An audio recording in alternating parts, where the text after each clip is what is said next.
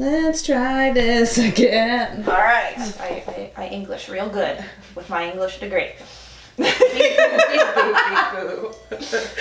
genuine human interaction right now. Oh hey, Sequoia Simone here. This is Sass Plus One. I am Sass. And I'm plus one.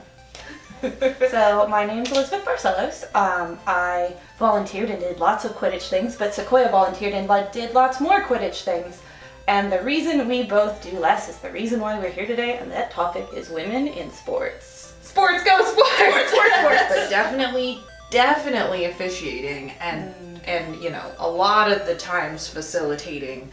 It's gender issues is something that we have to deal with. You know, I will say that like we also are just like, you know, cisgendered. Oh yeah, no, definitely like straight, white, female, like over here. Yeah, so we're definitely not saying that we have it the hardest or anything like that, but there are a lot of obstacles that women have to overcome being a part of sports. Yes. But what I tend to see, like, gender breakdown of who does what in Quidditch is that men usually ref, and women are usually tournament directors and the coordinators of things.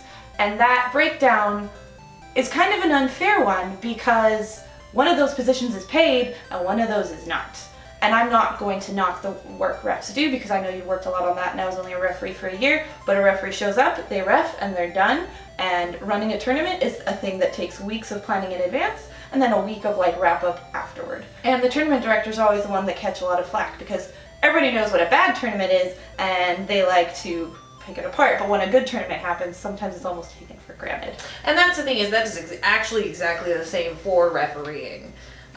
It is much more likely that you will hear complaint about something than you will hear praise for it. Something done well, and that's another thing though, is that like, to a certain extent that is okay and good, because something that is done well should be almost unnoticeable.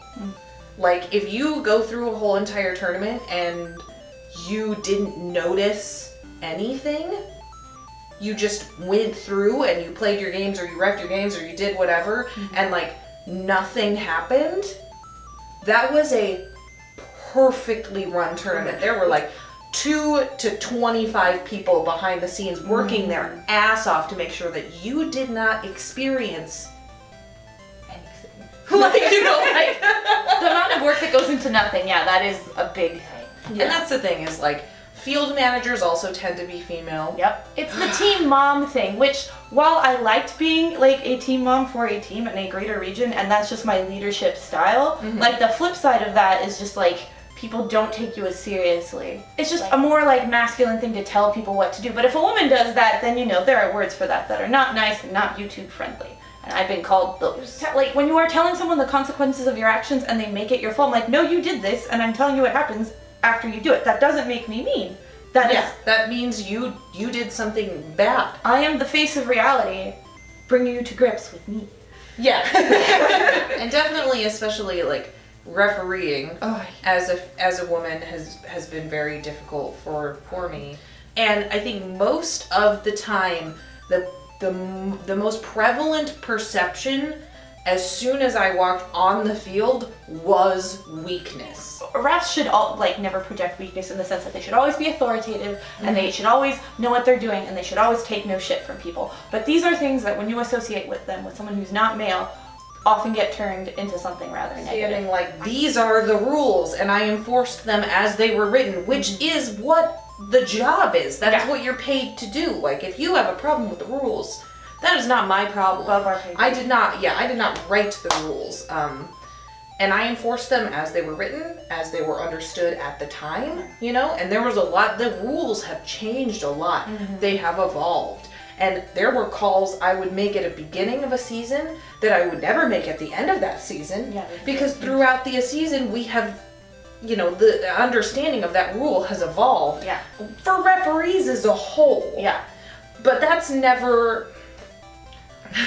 That's not how that is perceived when you are doing it as a person who identifies as female and presents as female. Yeah.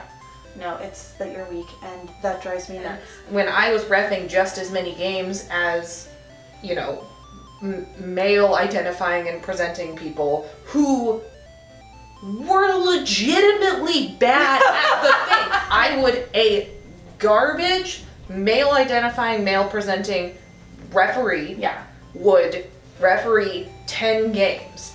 I would referee 10 games. I would get 5 just like really rude, just like shit slinging reviews. And this one would get like 2. It speaks to this ingrained idea in people that does not allow them to take a female human being's assessment of a situation at the same level as a male assessment of a situation. The way you act when you're not thinking is the way you were conditioned to act because you're not thinking. And I think it speaks to, it's still like, it's one thing to say girls can do whatever they want, but when they start doing the things whatever they want, and then you have problems, well, that shows, well, yeah, so much for that idea. Well, okay, there's no conclusion to that conversation. It's just a conversation, and anybody's allowed their own opinion about all the things. Sports. And, hey! That was fun. Yeah, alright. I could talk about that shit all goddamn day is the problem. That is the problem.